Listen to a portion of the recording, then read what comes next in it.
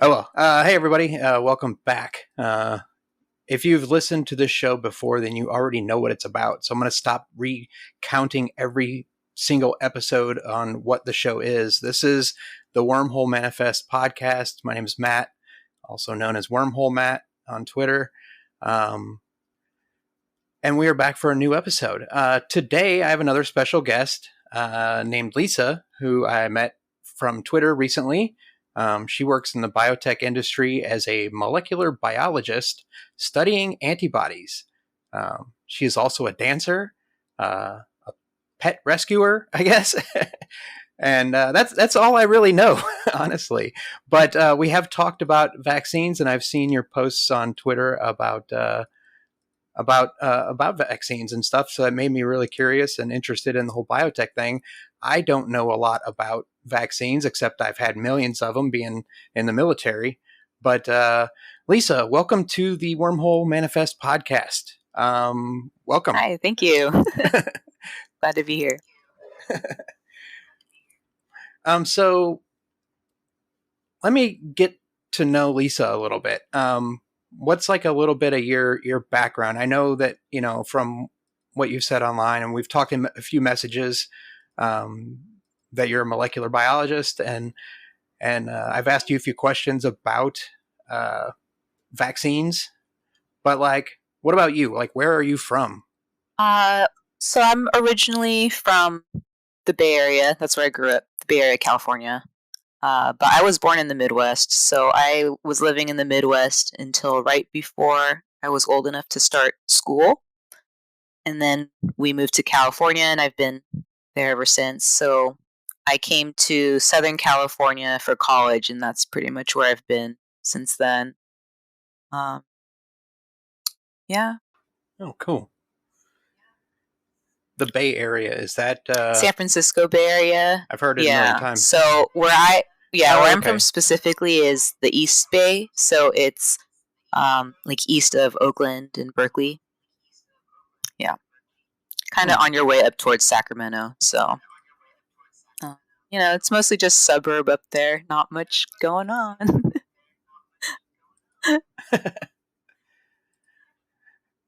I've spent like a little time in California. I mean, obviously, like I'm a former Marine, so I went to like basic training in San Diego, and some stuff in Camp Pendleton. And I've done a bunch of other work. I worked for an aircraft company, and they sent me to Ridgecrest, California, which is like way out in the middle of the desert.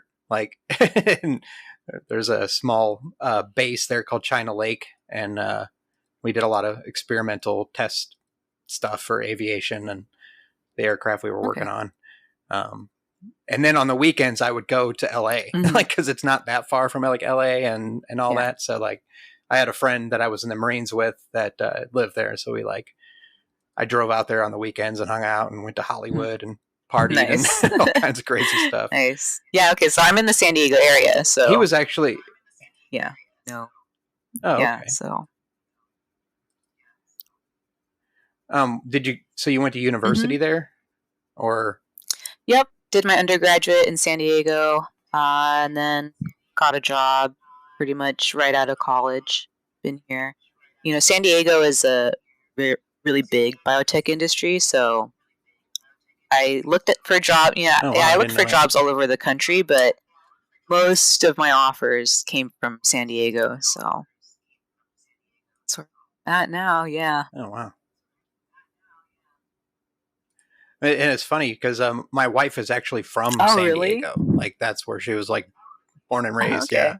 yeah. And I'm in the Midwest now. I mean, I'm Mhm. from the Midwest, but like, um, you said you were from the Midwest originally. Like, what part? Yeah, I was born in Indiana. Uh, oh, okay. Yep. We're in Missouri now. Okay. Indiana.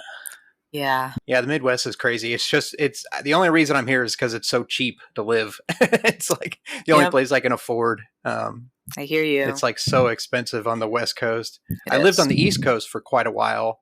The East Coast was very interesting, and it's very expensive Expensive too. too, right? Yeah. So Oh. yeah, but so what got you into like the biotech thing? Like, I want to kind of segue into leading up to what we were talking about, like in the messages with the vaccines and all that stuff. Mhm. I want to get your expertise, knowledge to share on here. Uh, it's kind of embarrassing. I like really, really liked science as a kid. Um, and when I first learned about genetics and everything in high school, it just fascinated me so much. And I'm like, that's what I want to do. So I just decided, yeah, in high school, I want to be a scientist. And then I just did whatever I needed to get there. And like, I'll be honest, undergraduate was pretty difficult. Like, college is really expensive and stuff. So there were a lot of Oh yeah, unseen hurdles, but ultimately, I made it happen how I wanted. So it was really just like, yeah, an interest that I had as a kid that I wanted to pursue, and I did. Um, I wouldn't say I'm like an expert in anything, but but I do work with, and I have worked with a lot of experts for sure in a lot of different fields. So no, biotech is hmm. very closely related to a lot of other science fields. So it's cool.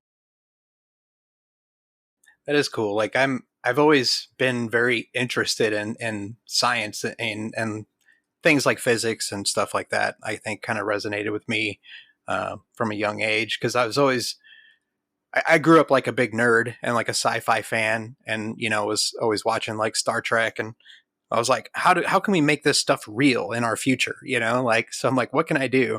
But I ended up kind of when you're young and poor and you're like don't have many avenues to go, it's kind of like, well, I could join the military and they'll pay for school, but like, so I ended up going that route, which got me a good job with an aircraft manufacturer. I worked for Boeing for many years, um, and they paid for college too, which was really cool. Um, but I kind of in between life and things happening in life, I wasn't able to get into the field I really wanted to. And I kept bouncing around my ideas. I was like, I wanted to be an animator for a while. And Mm. like when I was younger, I was an artist and I was like, I want to make comic books and, all this stuff. But it didn't really work out that way. I ended up getting just a basic, like, I think I got like an associate's degree in like general education. So it was like, I'm done there. I'm like, it took me 15 years to get this because of constantly like quitting school and like focusing on job and and family and stuff like that. So if I could go back now, I think I'm way too old to start school. But if I could go back, I would do something in a different area, with like physics or astrophysics or something like that. But I suck at math, so I don't know if I would even make it like that. Yeah, I feel you. But, I don't think it's ever too old to go back to school. Honestly, the prohibiting factors is money, really. So, Yeah, yeah, that's true. fortunately, yeah. I hear that all the time too, but it's like after 15 years of trying to just get and settling for getting an associate's degree, I'm like, like plus like I did a bunch of other IT stuff and certification training like before that, like many, many years ago. And I ended up falling back on that when I retired from the military and started my computer repair business because I was like, I know how to fix computers, like I can do this. And, so I just fell back on those certifications and started a business and it's working out pretty good.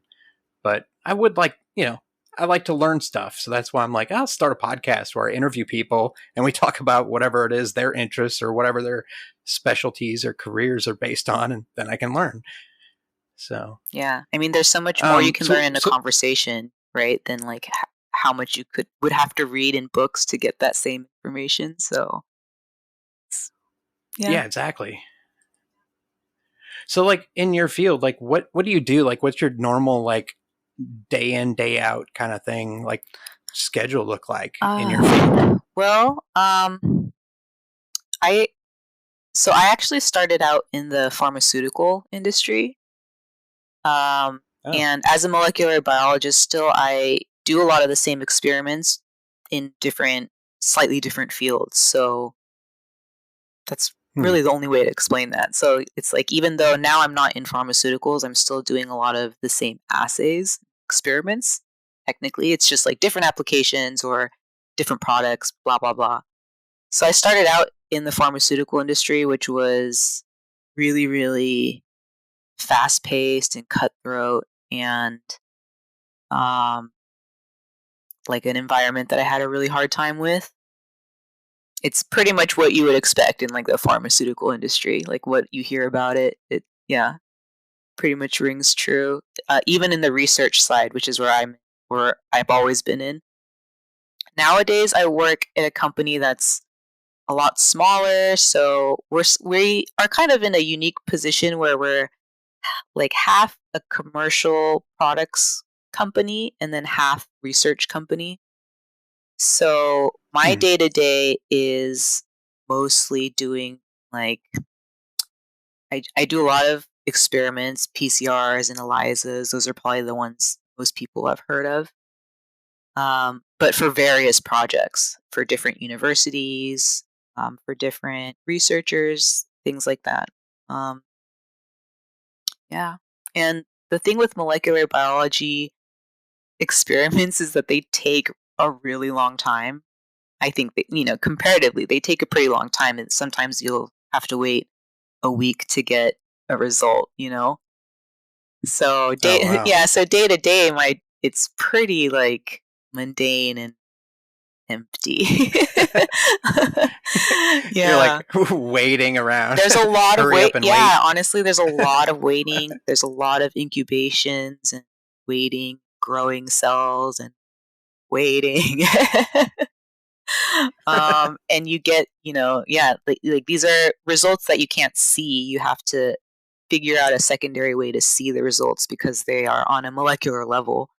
So, you know, yeah, compared to the other So sciences so like what is physics, it's a pretty not interesting, not captivating science. yeah, and I was going to say like what is so like molecular, I mean from my simple brain I'm like thinking okay, molecules, Mhm. and to me that seems cool because obviously there's molecules everywhere. That's what things are made up of. But so molecular biologist. So like I know what biology is. Um, so how would you describe like the definition of that? Like I mean, So I would say, because yeah, it is tricky because there's all these other smaller terms like biochemist and stuff, and a lot of them are really really mm, similar. I would say the molecular biologists, their main source material is DNA, RNA, stuff like that. So it's the genetic material that is inside of cells, living objects. Whereas, say, like a microbiologist, their source material is the cells themselves, microbes, E. coli cells, single celled organisms. So, like, a molecular biologist is one step even smaller than a microbiologist. You're going inside the microbiology to just the cells, the genetic material inside that cell. So that's why, like, oh wow, yeah, pretty much all of the experiments I do day to day have some kind of, I guess, DNA or RNA manipulation, or, that's what we work with. So I guess it's molecular in that sense, and then it's biologist because it's, like you said, everything is molecules, but the molecules we're looking at is the molecules of life, which is DNA, RNA, proteins. So, okay, yeah, that makes sense. It's like yeah. yeah, the living things because Yep. everything is formed of some kind of matter, and like the matter is built on up of molecules and atoms, and the basic fundamentals of our universe. Yeah. So it's like, Yep. And if you went even one step no, that, smaller than where I'm at, you would probably be a chemist. Like if you're looking literally at atoms and stuff, like I don't have to go that far. It's actually kind of a joke as a biologist. It's like we don't know anything about chemistry. So we're asking each other basic chemistry questions like, oh, what is the compound for oxygen again? It's so dumb. You only have so much bandwidth, so. yeah. I mean, you can only fit so many marbles in a jar, Yeah. of like those tidbits of information. You're like, Yeah, it's so that was like funny. me when I was like learning about computers and working on computers and stuff. It's like it's the same thing in pretty much any field when you're like so busy filling your brain with information about a certain particular subject. You're like, you know. Yeah. So then you're like trying to learn other stuff, or you have to research other things, and it's like, give me a minute. Let me look this up real quick. But Right? Yeah. have you made any like cool like discoveries or publish any scientific papers or anything like that? Not to put you on the spot or No, I actually was recently published in a manuscript, which is kind of like a scientific paper, except so a scientific paper is usually like a summary of a research, like a project or something, some kind of question that they answered. And the manuscript is like hmm, a instruction manual. So it's a little bit different. It's not as headline grabbing because usually it's well from what I can tell, if you're submitting a manuscript, it's like most likely going to get published. Like it's rare that they don't, kind of thing. Whereas like a research paper, hmm, it's like a big deal if you do get published. That's just what I've been told, but I don't know if that's true. yeah.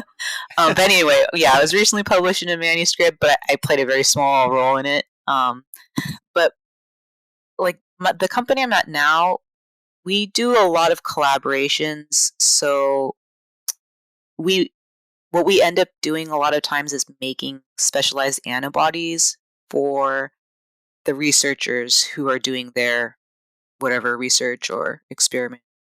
So um yeah, so any given project could be, it's like the topic could be anything, but um I will say that a lot of the stuff we do does come down to cancer. Like that's just what dominates the medical field, Oh, okay. research field. Yeah. Yeah, and that makes sense too, because I mean, it is such a um, eh, eh, yeah. I don't know. I don't even know how to describe it. It's like there's, I mean, my mother passed. She had cancer, and um, that's something the humans, I think, us as a people on this planet are, one of our biggest fears or obstacles ahead of us in our lives is something that so it makes sense that researchers and scientists and everybody else would be really digging into that in particular over a lot of other things because it's important to figure out what is going on and all that. So Yeah. that makes sense. um, Yeah. Yep. It's like a let's lot of see. the other medical things that we've discovered are somewhat straightforward, and so the research is pretty straightforward, and we've like made treatments and cures for a lot of things, but cancer is just one of those things that it's just invasive. We can't figure it out, like you said. So Yeah, it's one of those and it mysteries. may be like one of those things.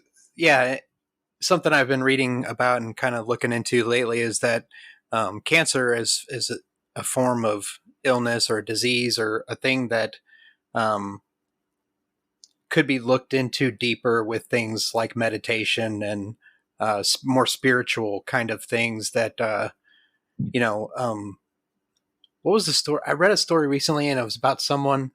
and they were talking about cancer as being a form of, I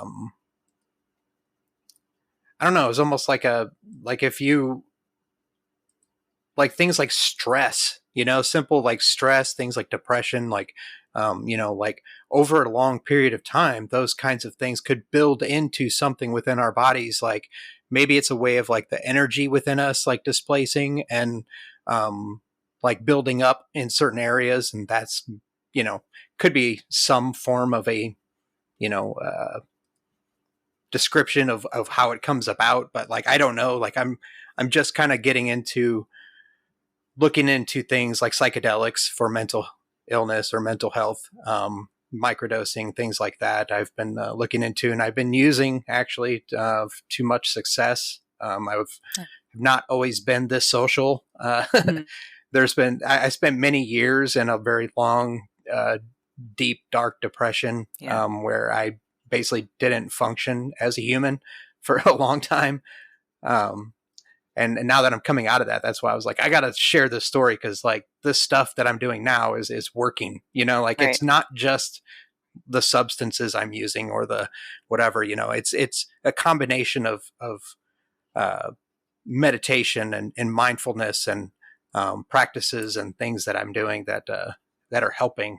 So it's all a combination. But like, it's like, yeah, I got to share this. But it's interesting though that the difference between science and spirituality, it's almost like they could come together in a way to explain one another in Yeah. some senses. Yeah. But I mean, I think they're one and the same, to be honest. Like that's how I view them. So I was just talking about this. Like a lot of people think that science and spirituality or religion are not compatible. It's like you have to choose one or the other. I don't really view it that way. Um, and like you said, I think a lot of what we call spirituality was just a way for people in the past to give answers to things they couldn't explain, right? Now we have the science to explain them, yeah, um, but it doesn't change the fact that it affects us on this planet, right? So, true. yeah. Yeah, And like I think, yeah, like same with religion, it's like I think people think they're not compatible because religion requires you to have faith, which is requiring you to believe in something without evidence, right? That's basically what it is. Um, right. but I don't think they are meant to like give you the same thing. Science gives you answers, but or like it gives you an explanation for why, like how things happen. But Hmm. religion tells you why, or it gives you like an explanation for why. Like science can't give you that. So Yeah. yeah. Anyway, rambling. No, that's fine. That's what this show is pretty much about. Like, But I yeah. find myself like sitting there, like talking to someone, and I'm like, going on forever, and I'm like, Mhm. wait a minute, what was I even talking about? Like, it's just, Right, right. But yeah, I mean, yeah, I was but just it all makes yeah. sense. Mhm. Um, let's see here. We were talking about the. I want to bring up some of the things. Let's see, where are we at? Okay, we got plenty of time. Um, I sent you an article, and it was Oh yeah. about the. Uh, what was that about? It was about like someone feeling like they were duped by the vaccine, or they were deceived Mhm. about COVID vaccine safety. I hear it all the time, and I see it on social media, like people bashing the experimental jab and all Yeah. this stuff, like conspiracy theory after conspiracy theory. And I don't I'm I'm the kind of person that like I obviously I spent my life in the military, and traveled around the world and deployed and whatever, and the government gave me a shot before I had to leave. Like dozens of them sometimes. Like Yeah. Yeah. sometimes it was like, I remember I had a shot record in the military, because everybody that gets shots, like they keep a record of everything you've been immunized with, uh, over the course of your time. And like by the time I retired, the shot record looked like a CVS receipt. Like, I mean, it was like a long list Right. of all these things I have gotten for the past 20 years. And so like I never questioned Yeah. what a vaccine was. Like I wasn't in the position to say, I don't want to get a jab. Why should I have to get jabbed with some kind of experimental shot? You know, but logic tells me, my own opinion, that like there's people like you, there's people that are out there doing the work and the research to make sure that this is something safe, that, you know, like so that I don't have to think about it, you know. But there's other people that sit there and they obsessively think about like, what is in this shot, you know, like is Yeah. it some kind of microchip that's gonna, you know, Bill Gates is tracking me. I'm like, no, you know, you're being tracked to your phone anyway, so why are you worried about that? Like Right. Yeah. and you said something in the message, like you kind of you used to argue with anti-vaxxers and stuff, and that fit kind of along the lines of this podcast. Like my main thing is mental health. Like um I'm on this like recovery, this mental health journey. And whenever I see someone out there that has been struggling, it makes me wonder, like, what are they doing? What are they going through? Um, but what you said rang true, because you said that like you tried to argue with anti-vaxxers. Let me see. I'm reading this, or try to change their minds and of the conspiracy theories. But you actively stopped. After many years, you realized that that's not where your strengths are, and it was actively harming your mental health. And that makes a lot of sense. That's kind of like I've been there. Like there's some things you have to like pick and choose your Yep. battles. You know, like what do I care the most about? Like I want to be healthy and I want to lead a healthy life. So is like wasting like 15 minutes arguing with someone online who I don't even know, that is telling me that the vaccine is like a conspiracy. You know, like Right. it's not worth my time. You know, Exactly. I could be being more productive doing something else. Yeah. Um,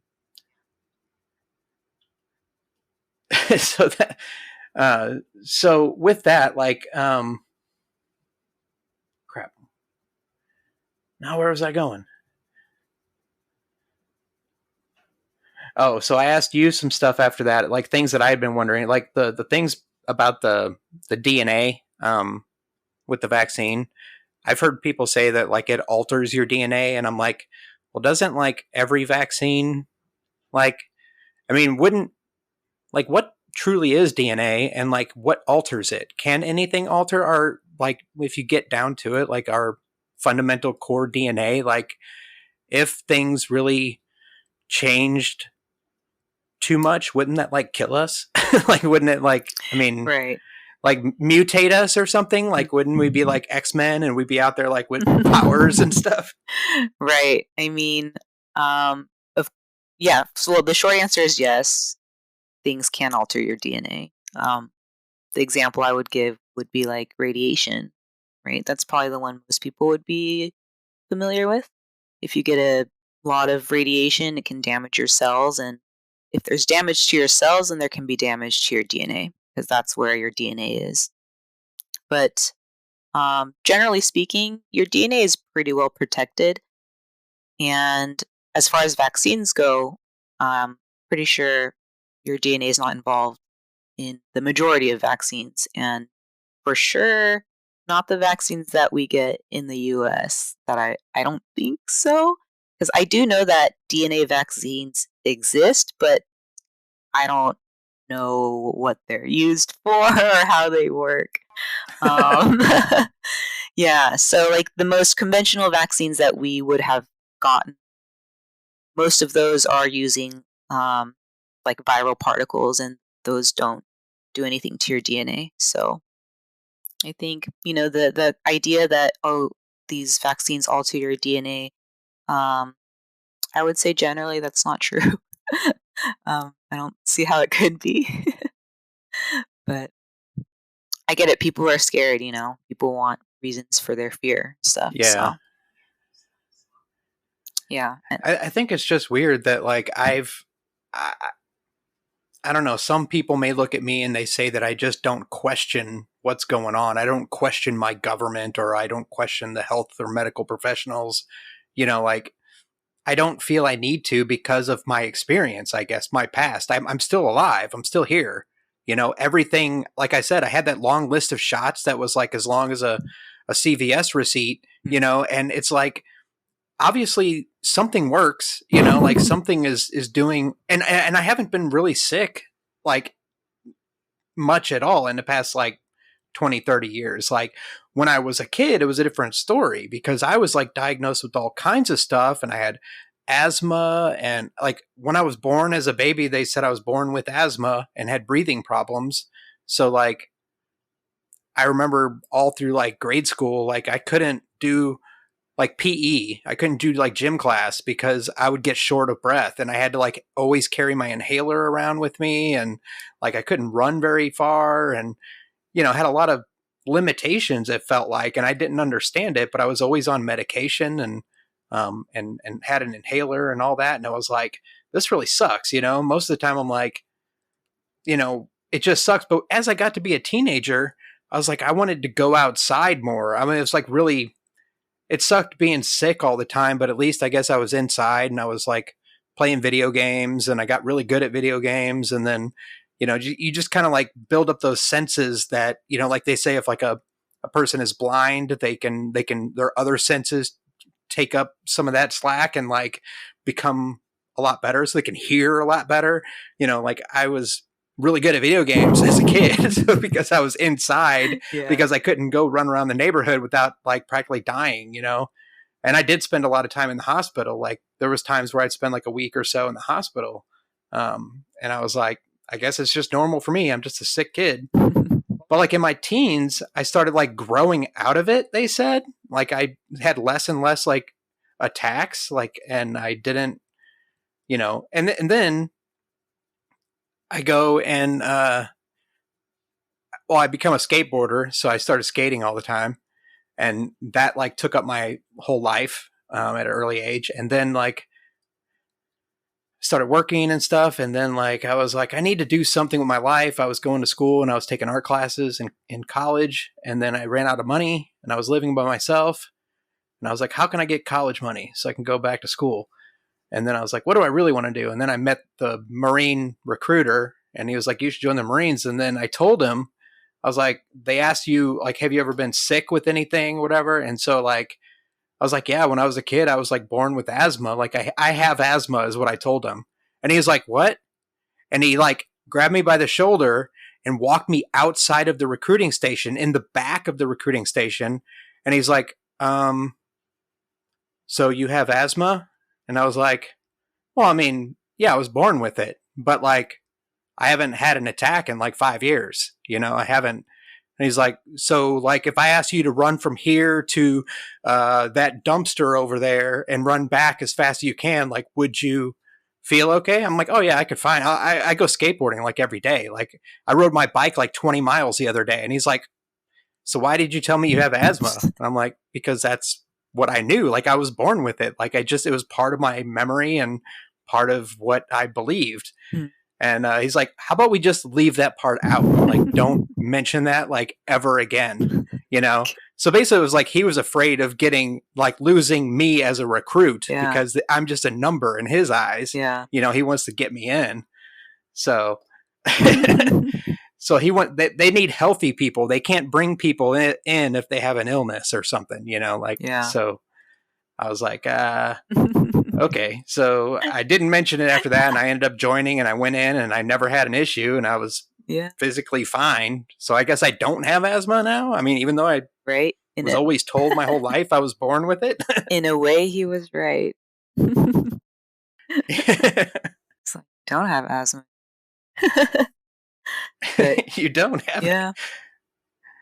I guess, like, but in my mindset back then, I mean, 30 years ago, I was like, you just know what you know, and you don't question things as much. And I was very naive. I was a dumb kid. Like, I was like, I just don't question. I'm like, I'm told this, and I'm like, hey, that sounds cool. I'll just go along with it. Yeah. I think I'm the same way, but I definitely am like a I'm a generally paranoid person. I for sure question the government a lot. But my main Yeah, thing yeah. is like, I just don't, any conspiracy that involves or requires like a large group of government people to pull off a secret, I just don't buy it. Like, there's just no way they could pull it off, you know? Um, I Mm. don't believe the government can be both like so incompetent and also like so diabolical at the same time. So I just, so it's like That is so true. just like, yeah, just like conspiracies that it's like, oh, there's, Microsoft and the government are in cahoots to microchip us. I'm like, you realize the number of people who would have to be involved in that? I don't buy it. Conspiracies are better with a small handful of, group text. That's all. So, Yeah, um, but I am like a very paranoid person. So there are a lot of other things that I question stuff, you know. Again, like what we said before, it's like pick your battles and some people pick this one. Yes.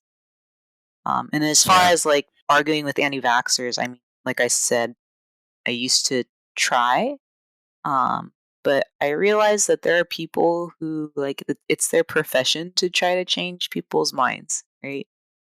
And I was not good at mm. it. I'm not a naturally compassionate person, and so um, which I think is a key component to being able to change someone's mind. Um, Yeah, so people who are customer facing, like people have to work with patients and stuff. Yeah, there's like empathy and compassion you have to have for those jobs, right? Same goes for yeah. people who are doing the type of messaging that is trying to get people to like think more rationally about these things. I am not one of those people, so I stopped. Said yeah, and like you said too, it's like, is it really worth my time to like try to change this one person's mind?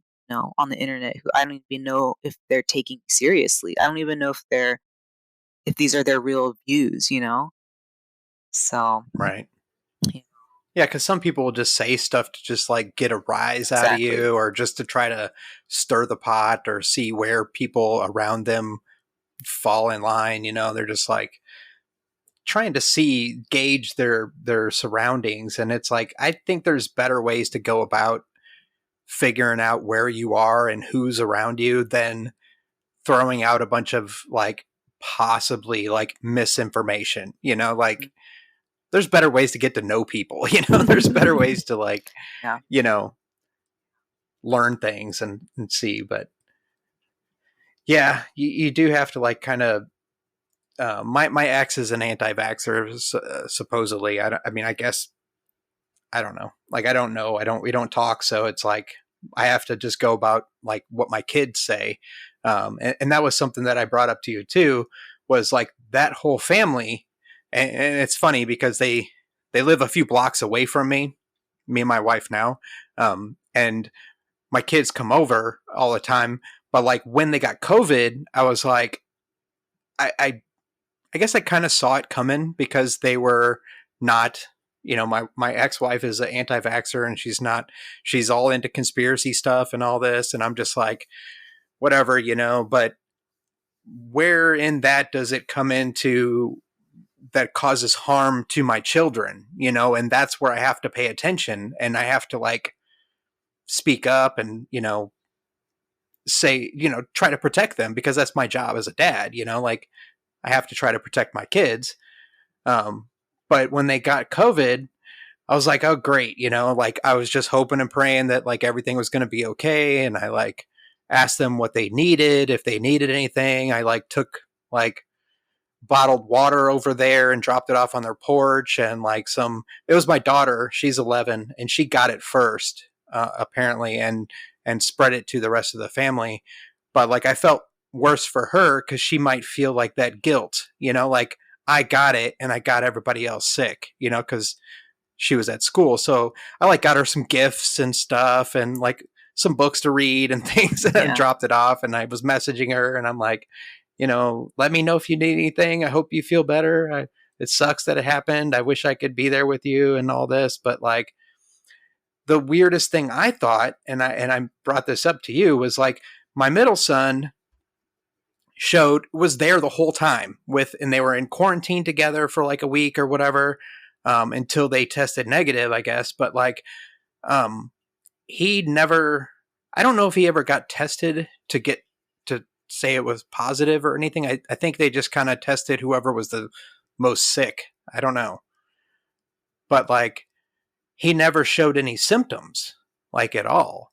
And the thing you mentioned to me was that he could have had like another form of like coronavirus at some previous time. And that kind of made sense to me. I was like, oh, I mean, obviously they're kids. Kids are sick all the time. Like throughout the years, over the past 10 years, 10, 15 years, like they're just, seems like it's one of them is always sick, like no matter what time of year, winter, summer, they have a cold.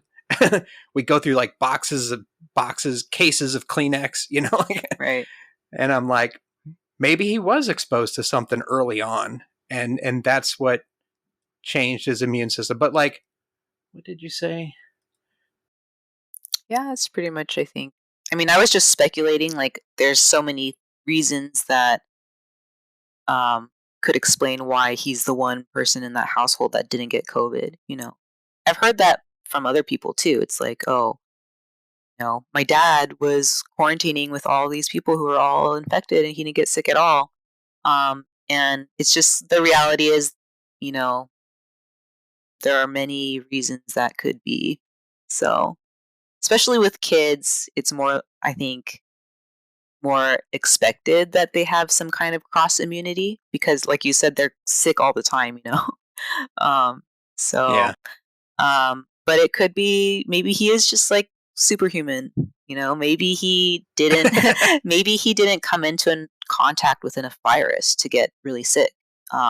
Children are generally a little bit more, immune to that kind of thing than older people. So, like, there are a number of factors that could have all contributed to him being one that didn't get sick.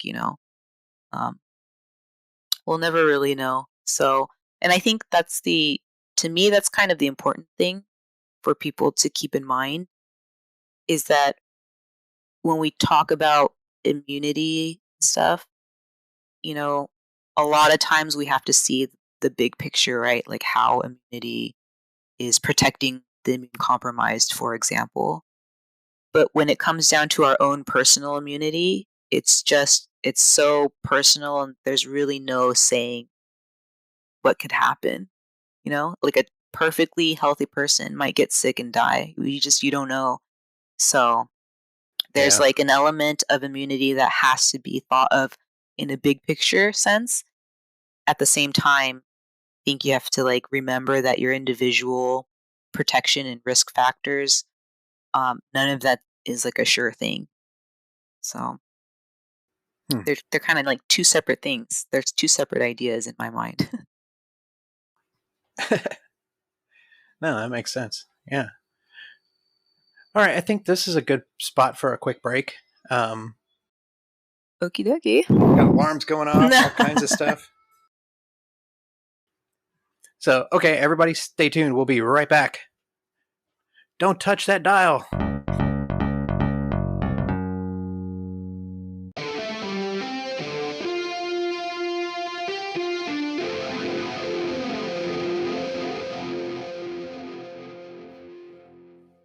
Okay, everybody, we are back. Thanks for hanging in there. Where were we? You're listening to the Wormhole Manifest podcast. I'm not going to go into all that. I'm here with Lisa, and we were talking about vaccines, and we were getting to know her a little bit, and just finding out her perspective on some things. And we talked about a good bit in that first section or the first portion of the show. Why can't I hear myself? Turn that up a little bit. Make adjustments on the fly. So who is Lisa? Like it's always weird for me doing a show with someone who I like don't know. I can Really. imagine. And I've done several, and it's good for me because I think it's practice. Like I don't have like a job that I go to, where I'm like surrounded by Yeah. coworkers and people in different departments that I like. That was my life before. Like I always saw new people that I didn't know like every single day, and it was like, oh hey, how's it going? What's up? Yeah. And then move on and then go back to my area where I worked and knew all the people and it was like, what's Yeah. up? Yeah. Like we're doing this stuff. Let's get this done. Like what'd you do this weekend? And you just kind of like ramble on about, you just bullshit about Yeah. whatever. And, you get through the day, but for many years I haven't had that. And that's why I'm like, I want to do a show where I interview a different guest every week and learn some stuff that I didn't know, like talk to people that are in a different line of work than I am, because nothing is more interesting than, you know, talking to someone that does something completely different than what you do, Yeah. and I think it's just a way of like, you know, and I guess I've always been that way. Like I've met people that have like either come to my house to like repair something or come to like pull trees out of my backyard, and I end up standing out there and Yeah. talking to them, and like they just do that for a job, but that's not them. They're not pulling out a tree, like that's not all they do. So I'm like getting to know them because I'm curious, and then I end up like, hey, do you want a beer? And they're like, I'm working. I can't drink on the Right. job. Yeah. So I'm like, am I that desperate? I just want to be social and like meet all these different cool people that do different things than I do. Cause I'm like, I don't know. It's just It fun, is I guess. fun. Yeah. And now I'm getting back into that. Like I want to find out stuff. I want to like have interesting people on this show so we can talk about cool stuff and, let people in that are out there listening that are like, what are these people even talking about? Like, thought this show was about mental health. You haven't even mentioned it, or something. We can, because that's a big part of who I am. But yeah, people are so much more than their careers, right? Like so much more. Um, so Oh it's yeah. it's always like get to know someone. That's when you start really learning. Um, yeah, so Mm-hmm. valuable. And like if the pandemic has taught us anything, it's the value of social interaction. Right now that we're deprived of it, it's like I can Yeah. really feel certain parts of myself deteriorating, just crumbling. um, yeah, Yeah, that's true. Cause like when it figures that right before the pandemic started, it was like December of 2019 that I started getting ideas on like what I was going to do to get better, like what I was going to do to fight back with my ailments, the things that were keeping me down. And like around January, February, I was like, I need to, I went and saw a new doctor and I was like, I want to get off all these medications that I'm on. Cause I was on like a dozen medications that were like making me feel like crap and I couldn't socialize. I couldn't do anything. So like, it figures that like a year into the pandemic, like I start coming out of my shell, like I start like coming out of this deep, like depressive hibernation that I was in for many years. And I'm like, I want to be social, yeah, but I can't, too. like you can't leave the house. And I'm like, well, that's okay. Like, that's what the internet's Yeah, for, like there's people out there and everybody else is like locked inside. So, uh, let me just talk to people. And the cool thing was about the pandemic, and have said this many times, is that like it has been kind of like my saving grace. Like it was like a blessing in disguise because it gave me time to work through some of my like social anxieties, to go outdoors and to venture out and to do things like grocery shopping. Like my wife used to have to do every single thing that required outdoor activity because I would not leave the house.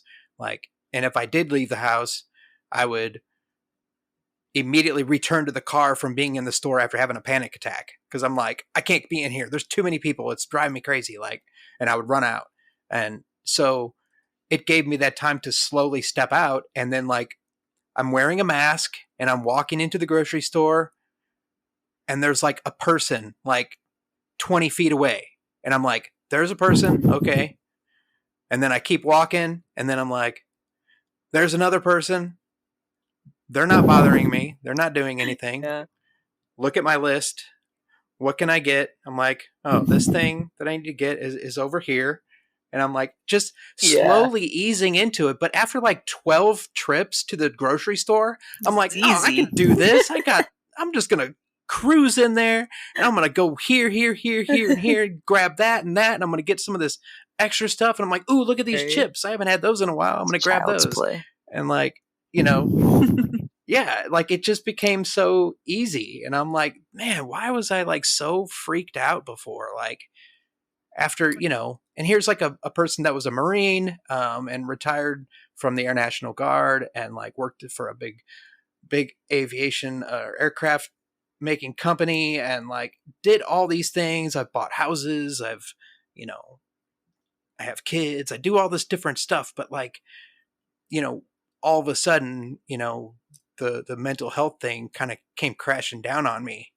And it was like, you know, things like addiction and all that stuff like can really change who Yeah. you are. And getting out of that mode when you're like in the depths of it uh is very difficult and challenging. And that's why I'm like, it's, look at me now I can go grocery shopping, like it's no big deal. Like, but there was a time when I couldn't, and there's people out there right now Can't. that can't, so I'm like, what can I do to help them, like what can I tell them?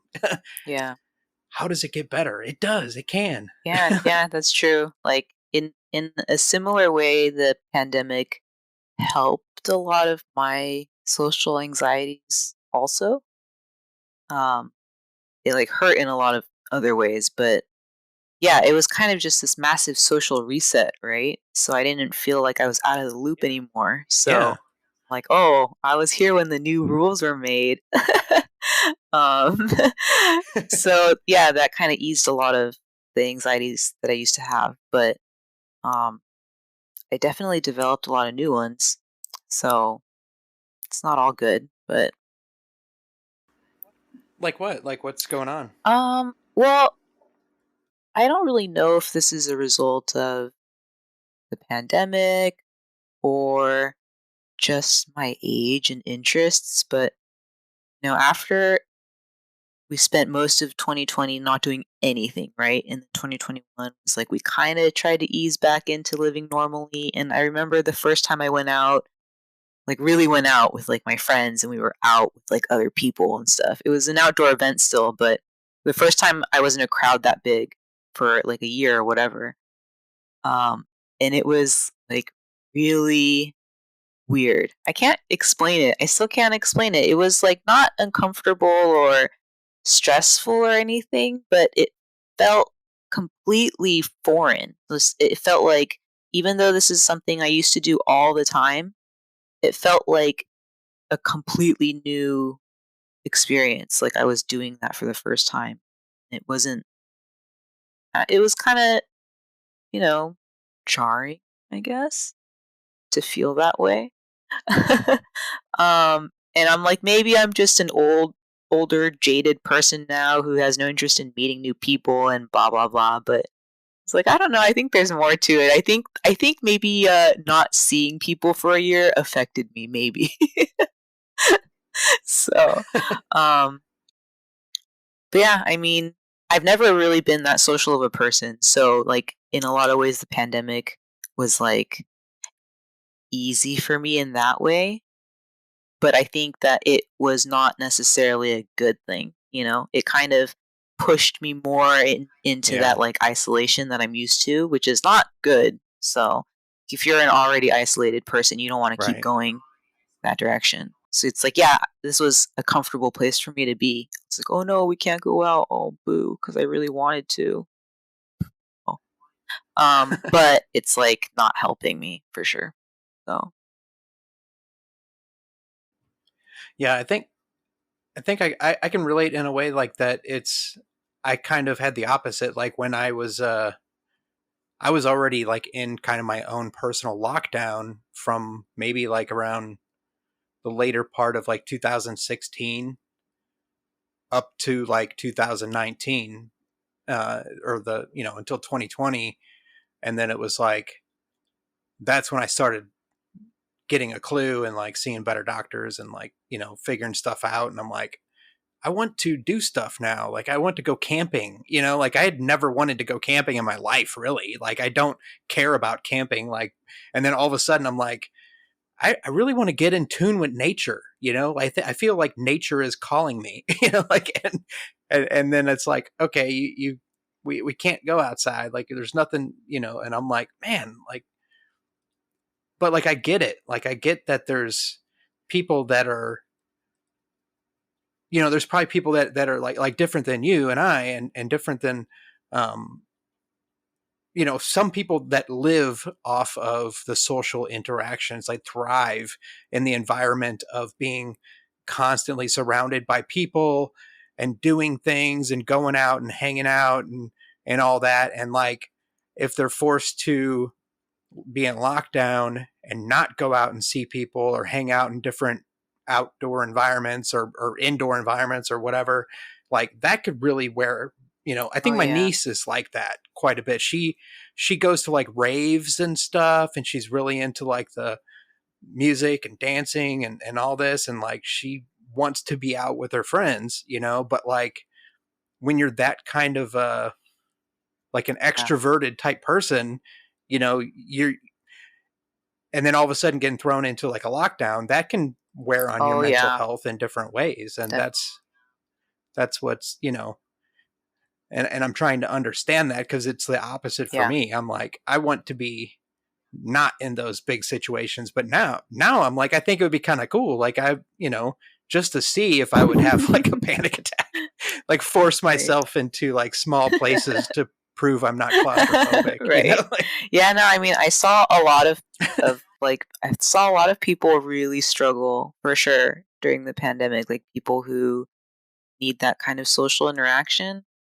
And even on a very like clinical level, it's bound to really hurt some people because we have to have a support system that includes social interaction and stuff. So for some people, that's all they have. Like for people who are maybe like dealing with mental health issues, the one stable thing in their life might be their support system. If you like take that away, you know, it could really, yeah, really yeah, damage people. But more, um, even like on a more basic level, like you said, extroverted people, just I can't imagine it because I'm not like that.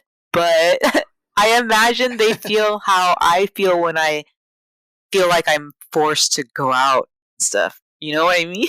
Like, mm, yeah. yeah, So, like, they're probably exhausted, like, being just with themselves constantly.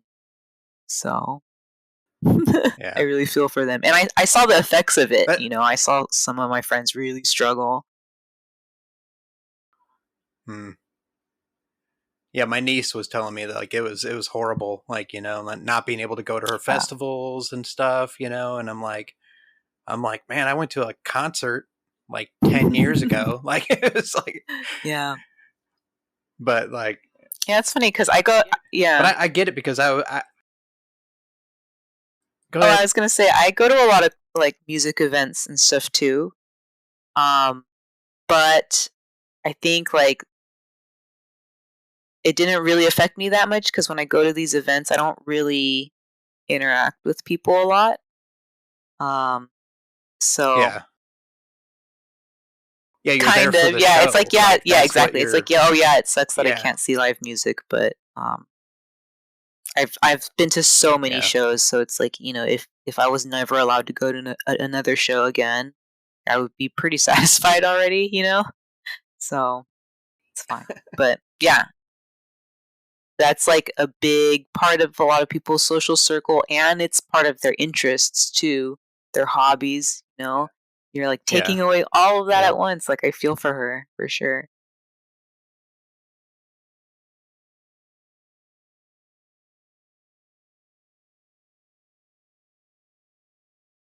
Man, speaking of shows, like I've seen there's a few different shows I want to see that I think are coming up that I was like questioning, and that's the kind of from a mental aspect of the pandemic and like being aware and being like mindfully aware of our situation now. It's like we it sucks because we think to ourselves, we see online or we see an advertisement for like this show is coming up, and you have to stop and think like like back in the day I was like, oh man, this band is coming to town, I gotta go see them, I gotta go get tickets, and I gotta be in Yeah. front row, and I gotta see them, and I'm going, I'm definitely going, like that's what, but now it's like, do I really want to go? Like, I think I would like to see Yeah. them, but like, I don't know. The state of the world, the state of everything is just kind of crazy out there. Like, do I really need to? I would like to, but is it worth Yeah. it? Yeah. So it's weird. Like this crazy, like we have to like second guess everything. We can't just say, "Hey, I want to do this now." Like we have to stop ourselves in our tracks before we go too far and be like, "Is this really what we want to do?" And then you're like, nah. And when you do that, you like 9 times out of 10 end up talking yourself out of doing A lot of times. something. You're like, yeah. You're like, I don't want to do. And you're like, I do want to do it. I do want to go here. I want to see this band, or I want to see this act, or movie, or whatever it is. And you're like, nah, I don't need to waste the Yeah. money. Yeah. You like come up with Exactly. excuses. It's like Yeah. shit. Why did I do that? Like, Yeah. and that's kind of that's almost like a side effect of the pandemic, I think. It seems Could be. like the side effect, like it's caused us to like second guess everything. Guess so. I feel like maybe if I was a different age during this pandemic, things would be different. Like the way I view it is that because I have changed during the pandemic for sure, but I felt those changes happening before the pandemic. So I associate a lot of the changes like to my age and like where I am in my life and stuff.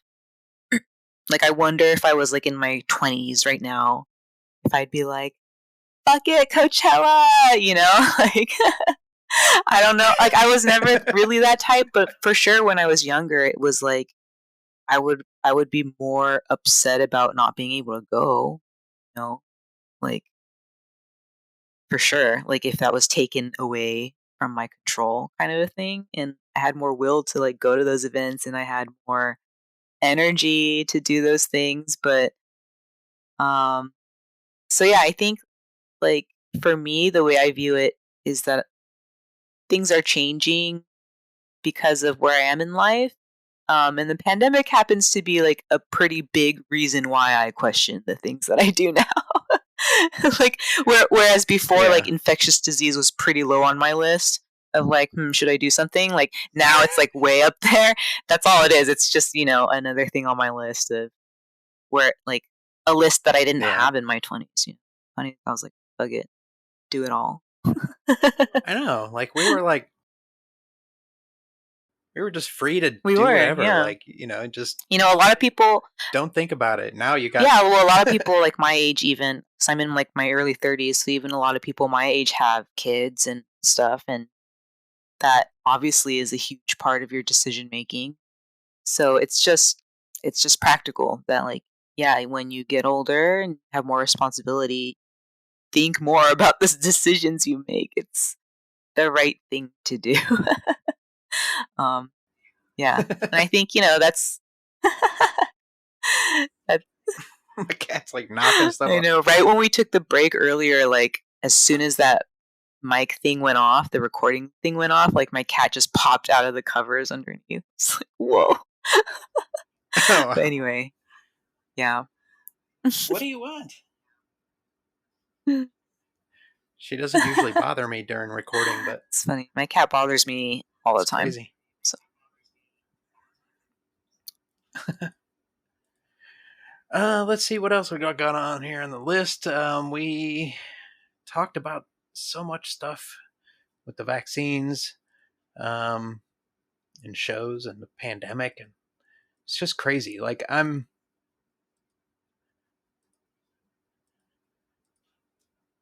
there any other questions that you have uh about like stuff you see? I don't know, because like I see all kinds of stuff, and I think of my natural way of filtering out like misinformation has just like, I don't know, like if I see something comes from like a conservative or Republican f- source, like I kind of just dismiss it. Like I Mm-mm. don't want to I'm like a former Me too. conservative, but Yeah. like I'm, like I said, like when I was younger, I was like an artist and stuff. So it just like, I've talked about it in past episodes where I'm like, I don't understand what I am. I'm not really a liberal, and I'm not like right or left, but I'm just kind of like a free spirit. I don't know. Like I like what Yeah. I like, and I, you know, but, uh, yeah, but it's a weird, it's like a natural instinct when if I see something comes from the right, then I'm like, I just roll my eyes and I'm like, I don't want to look at it. Yeah. Well, you know what's interesting? Um, and I know this will put me in the lefty camp, but I was listening to the New York Times' daily podcast. I was there this morning. They were doing like, or it might have been the Washington Post. I don't know, one of those, mainstream media places. Their daily podcast, and Yeah. they were doing a survey of Americans and getting their opinions about the pandemic, basically trying to figure out like how different demographics view pandemic and where we are right now, pandemic. Um, and there was a lot of stuff in there, but pretty much the one thing that it came down to was that it's really just your politics. Like your politics completely determines how safe you feel about the pandemic, or all of those, like whether or not you want to get vaccinated. Like your age doesn't really tell you much, your race not so much, but your politics, like that was the one factor they found that was very predictive of like your attitudes about the pandemic, which is in some ways not surprising, but it's like, that's not great. um because Right. politics are so closely tied to so many people's identities. So it's not like you can really just brush that off as like, oh, well, it's just like who you vote for. Like, no, not really. I think that tells you that there's like a bigger issue at play, or at least that's how I view it. It's like, and the other interesting thing they said about this survey was that conservatives, of course, tend to underestimate severity of the pandemic or overestimate their protection against it. But on the other hand, Yeah. liberals do also tend to overestimate the risks. Um, and the more likely somebody was to like be boosted, um, or I should say, like for most people, being boosted did not lower their perceived risk, even though rationally and scientifically speaking, being boosted substantially lowers your risk. But it didn't make people feel any better. You know? I thought that was really interesting. I thought that Wow. was super, super interesting because Yeah. as somebody who tends to lean left, of course I hear so much about like, oh, these are the flaws with the views of the right, but like there are, things to consider about how people on the left are viewing it too. Um I think it's Yeah. kind of Yeah. apples to oranges, Yeah. but like it was just really eye opening. Yeah. Yeah. I think I was talking to some friends earlier, and it was like kind of a similar thing. And I was kind of pointing out what I had just explained to you about like when I see something and it comes from like a conservative source or a Republican source, I'm just kind of like, you know, quit. I'm kind of quick to judge and quick to dismiss, but like, you know, the friend pointed out to me that you know, there's misinformation on both sides. And it's like that's true in a way, and it's I mean it's true because nobody really knows like all the facts 100%. Like nobody does, no matter what side you're on or what your politics or what your belief systems are. Like, there's no way really to know. You kind of just have to go with your gut instinct for most things, depending on like your experience levels and like your background and the people and the people you trust and Right. you just have to have a good personal judgment on, am I doing the right thing? And that's like the bottom line is we have to question ourselves and say, is this the right thing? Like, am I doing the right thing? And that's where I think some people, like, if someone's not saying that, then I'm like, okay, that raises a red flag to me because they don't give a shit. They don't care if it's, if they're doing the right thing or not. And I don't know. It's just, there's just, we don't know. There's so many different Yeah. viewpoints that we just have to kind of go through life and look at what we see and look at what's presented to us and like make our best determination and be mindful and not judgmental. I think is Yeah. important. That's what I'm learning is like I used to be so judgmental of like everything. Like it was and unknowingly I didn't even know I was Yeah. doing it. Like I was like, somebody show me something and I'm like, oh, that's bullshit. And it's like, you didn't even really look at it, like think of, and I'm like, Yeah. okay. Well, I mean, it's hard to have your views challenged. So, you know, of course, we're going to react that way. Or like, that's the initial reaction. A lot of things. And that comes with, I think that comes with Yeah. age too. Like, everybody kind of grows into a place where they can accept that risk of like, oh, I might be wrong. No, but it won't be the end of the world, you know? Yeah. Um, so, because yeah, definitely I was like that when I was young, for sure. Way more like stubborn about that kind of thing and more willing to argue um about it. So, Yeah. Yeah, I think like our brains and our development, something I heard recently, might have been on my friend's podcast that I listened to earlier. Like they were talking about like how um our brains like default mode network, like and our fight or flight instincts, like if we are like proposed with like confrontation or like an opposing side to what our beliefs are or something we have said, like immediately it may feel like an attack yeah. on us, an attack on our beliefs or whatever. So we will react in a way that is like, it's like it's hitting that default mode network and it's saying like, you know, we need to Yeah. react like right now because this is what's going on.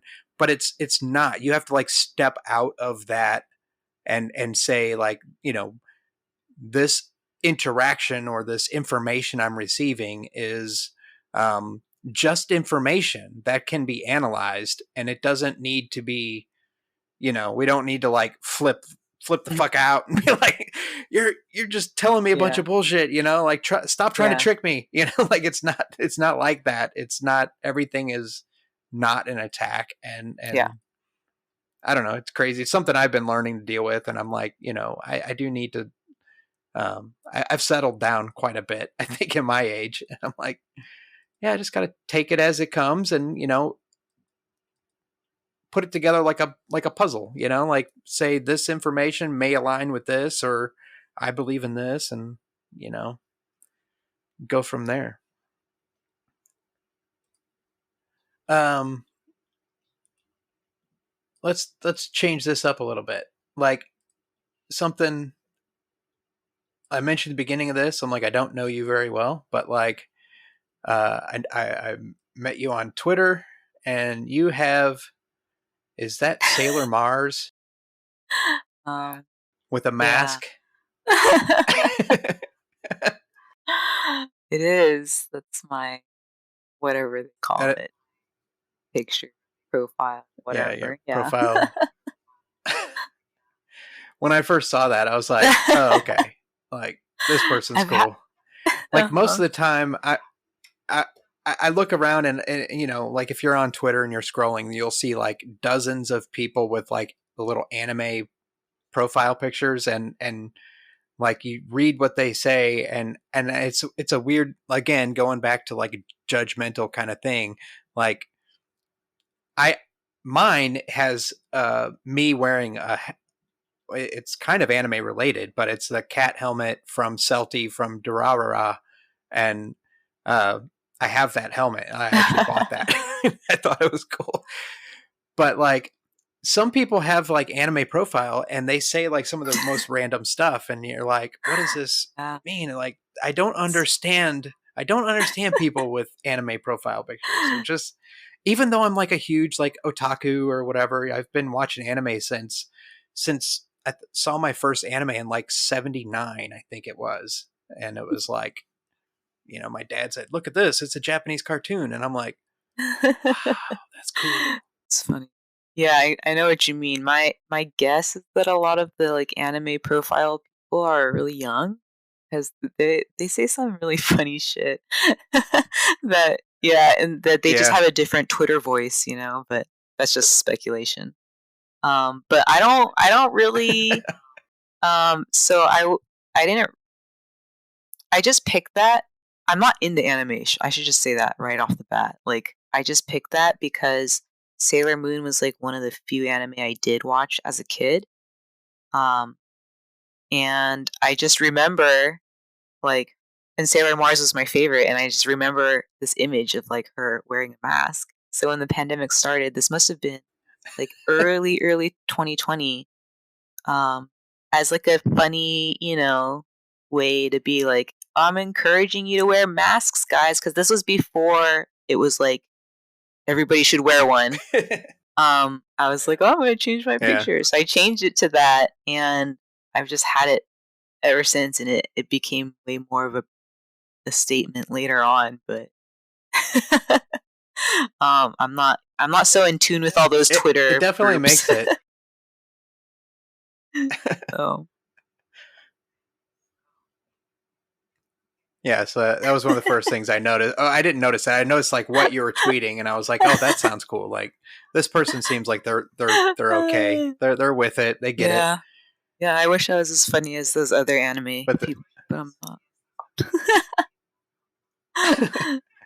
Yeah. so you're not into I'm actually anime? How can you not. not be Yeah, into I don't anime? know. So, I mean, I am part Japanese. And I just like a lot of the anime that I knew as a Japanese person was not the anime that was really popular in the States. So there was that divide already because I wasn't really into anime here. You know, I watched like Pokemon. That was pretty much it. Grew up with Sailor Moon. Um, but as like a Japanese person who grew up in like the 90s ish, a lot of anime was still pretty dark back then. It was very serious and stuff. So um, it was, and so a lot of my first experience was like really sad anime or like very disturbing anime. So that's part of it for sure. Um, there's also just a lot of it, and I used to read manga, but the thing was that as I got older, you know, I don't read all Japanese. Like I can't read all the Chinese characters. So as I got older, those books were less accessible, and I just stopped reading them completely. So yeah, it was just like, you know, I was trying to be into anime culture in Japan. I just couldn't keep up, and I was never into it over here. So yeah. Hmm. That's interesting though. Like it's just like a different perspective, and like it's weird because like I'm this Midwestern white guy that you know Hmm. has like wasn't brought up around a lot of like different cultures or anything. It was like Christian, you know, and you know, but like when I was really young, something, I think it was, my dad was in the Navy, so he had traveled around, and he had learned some Japanese when he was overseas and stuff, and he, I guess he really liked it there. so he told me about it all throughout my life growing up, and he was like, and when I watched anime, he would be like, "Oh yeah, you're watching these the Japanese cartoons, you know," and That's he why. pointed out anime. You know, he pointed out what I was watching anime, and I didn't even know I was watching anime. And he looked at me when I was watching it, and the credits were rolling at the end, and had all the names and the animators and stuff.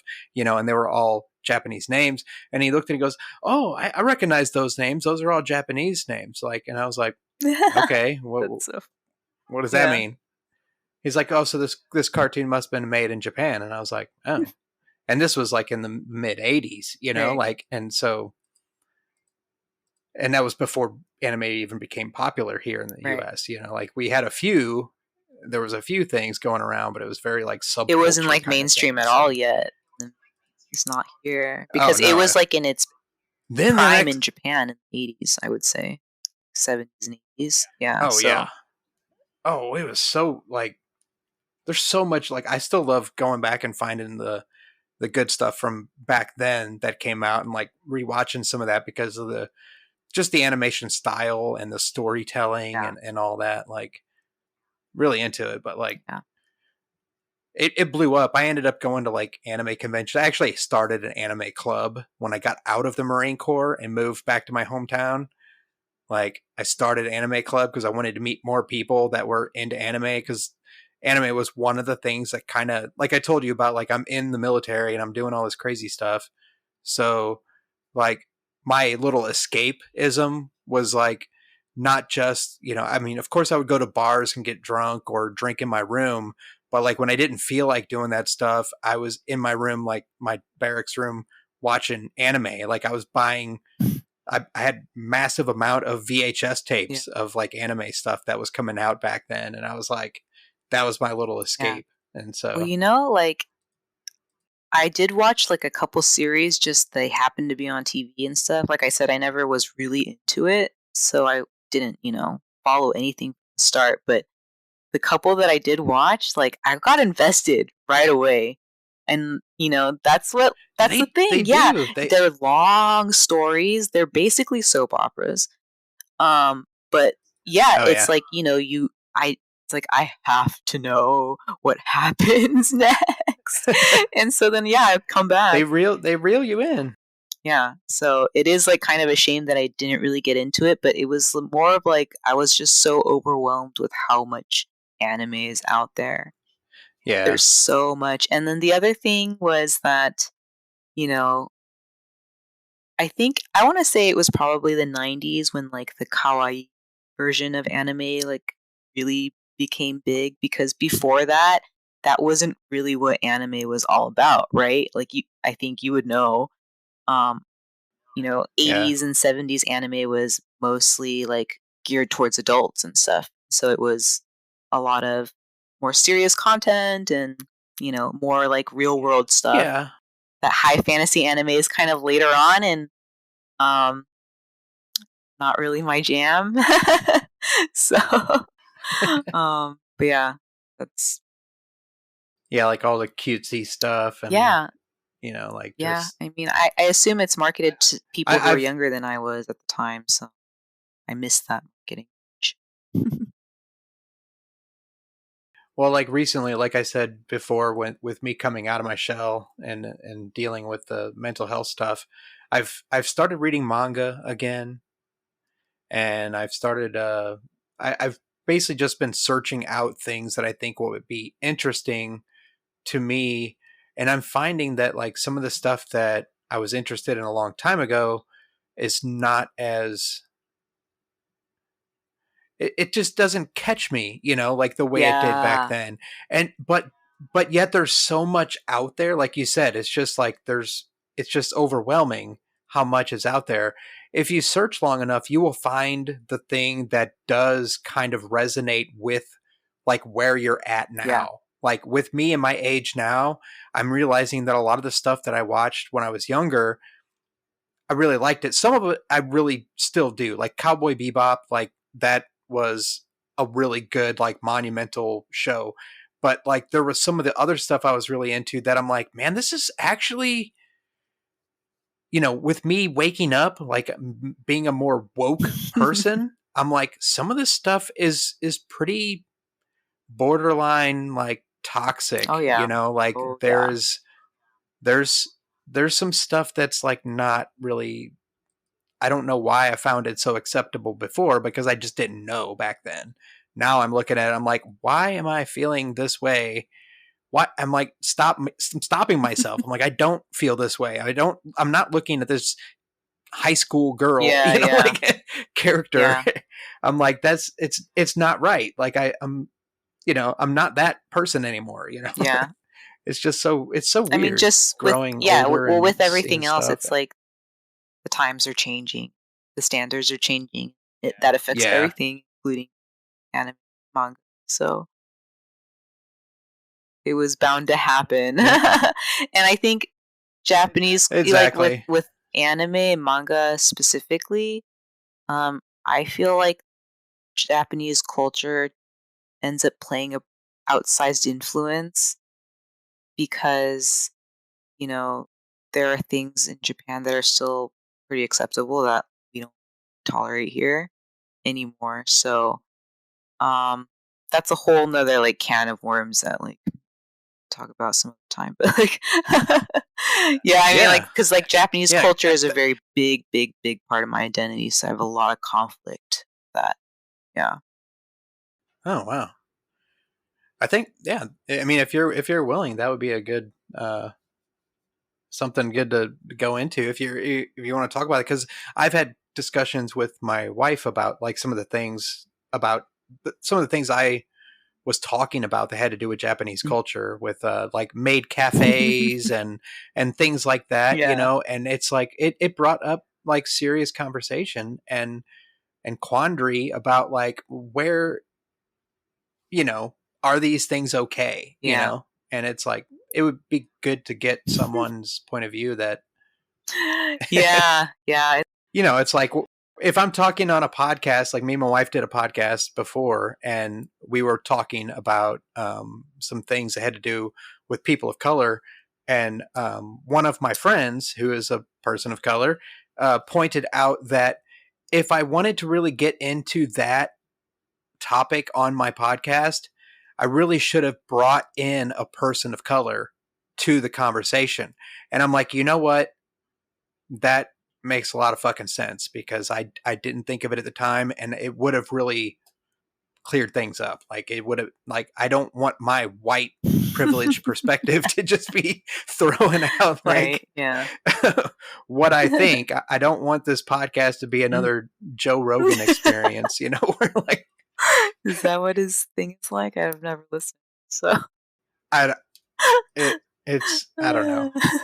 A lot of people don't like him, and there's millions of people that do like him, but like I can that's all I only know. imagine that that's like he's a white guy and he's telling his opinion. So, you know. Must be nice. But yeah, I mean, I'm yeah, we like, can talk geez. about that for sure. It's, it's a lot. Um, I have a lot of complicated relationships about my Japanese identity for sure. Um, so I'm Japanese on both sides of my family, but on my mom's side, like my mom is from Japan, so like all of her family's still there and everything. She and I speak Japanese to each other and stuff, and I would go back to Japan every year, so culturally I was very Japanese still, I got it from her. I was like second generation basically. On the other side of my family, we're like fifth generation American. So even though our skin color, we're not white, like most of that side of the family is Mexican, but they're very Hmm. American. So there's a lot going on. That's all I'll say. There's a lot going on because it's like, yeah, I'm Okay. biracial, but I'm also bicultural in that I have like this one side that's very American, this other side that's very immigrant, and also the two identities within them don't really match up either. Like Japanese culture and Mexican culture are very different, I'll say. Um, but my identity with my Japanese side in particular, I think because like on my Mexican side of the family, like we don't really like none of our family like still lives in Mexico or anything, you know. My Japanese side, it's like there's a lot of obligation I still have with that country, right? As somebody who's like a second generation person, so like all my family is still there. For example, that's like already a big responsibility, and so I can't just like run in there with my American self and be like, I'm going to do things my way. It's like it doesn't work that way there. I have to abide by the rules. If I'm gonna Oh get wow. anything done, like I have to because like yeah, I mean the reality of Japan is like it's a really, really difficult country to navigate, I think, especially as a foreigner. Oh yeah. Especially as a foreigner, I yeah, as yeah. much as the I had a Mhm. panic attack in Yeah. Akihabara. Like when I was in Akihabara, like I like straight up had a panic attack because I could not. I ran out of money and I couldn't figure out how to get more money to get back on a train to go back to my hotel Yeah. that was at Narita. And I was Yeah, like, and you know what? Like, most people are like, it well, was crazy. most people think, like, if that happened to me when I was traveling, I'd be able to get around, and it's like, yeah, because most of the places you would travel, the people there speak English. Surprisingly, not the Yeah. case in Japan. I think maybe that's changing now, and if you're in, like, in a big city, then, like, somebody who works there probably speaks English, but it's not like when you're in Europe and you can just be like, "Excuse me," and then they can, like, probably help you out. It's not really like that. So, like, you know, as much as Japan has this one reputation of like, you know, being very accommodating and helpful and stuff, like, yeah, that's true. But it comes with all of these strings attached, in my opinion. This is all just like the way I view it as somebody who's in that culture, you know? Like, it's Yeah. Japanese culture and being like a tourist is cool. Being a Japanese person is very stressful. It's super, super difficult.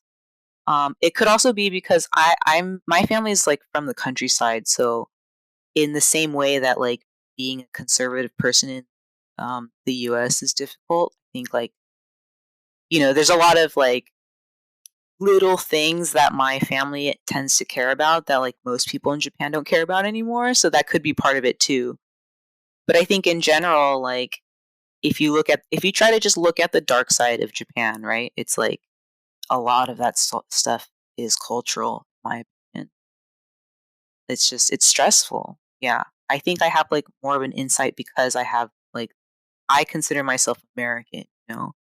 So I feel like I'm kind of Yeah. like getting an insider view to Japanese culture as opposed to being a Japanese person.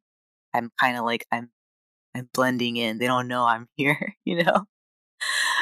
Um but like I don't That's really cool though. Like, I mean I I don't don't know. feel Well, yeah. I think we could like make a whole Oh episode yeah. surrounded about around this. For Like, sure. A um, lot going on.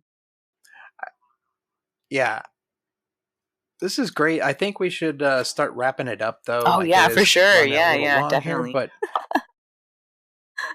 but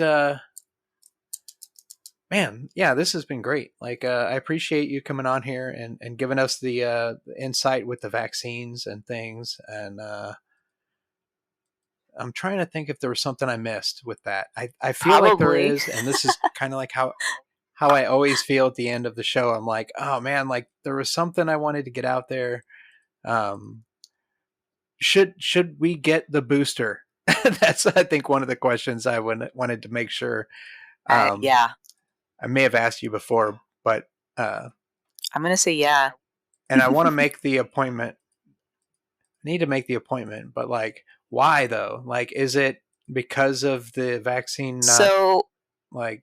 in when it comes to like a coronavirus vaccine, the immunity tends to Yeah, wane. So this coronavirus is no different. When you first get the shot and then you get your second dose, your immunity to COVID is really high, but eventually it keeps going down. And like based on the studies that I've seen, um, you know, they're telling you if it's been 6 months or more, you should get the booster, right? So the studies that I saw yeah, showed that at that time period, your immunity against Omicron is basically zero for most people. So it's like, you know, oh, it just so happens that Omicron is the new hit right now. So if you want to protect yourself from Omicron, then yeah, definitely I would get the booster. Um, Okay. if you got COVID recently, like you probably are protected, but I think that's something you should probably talk to your doctor about because I don't know what the recommendations are. Yeah. Mhm. That makes Yep. sense. My cat's like, So what cute. am I doing? I know they're so distracting, right?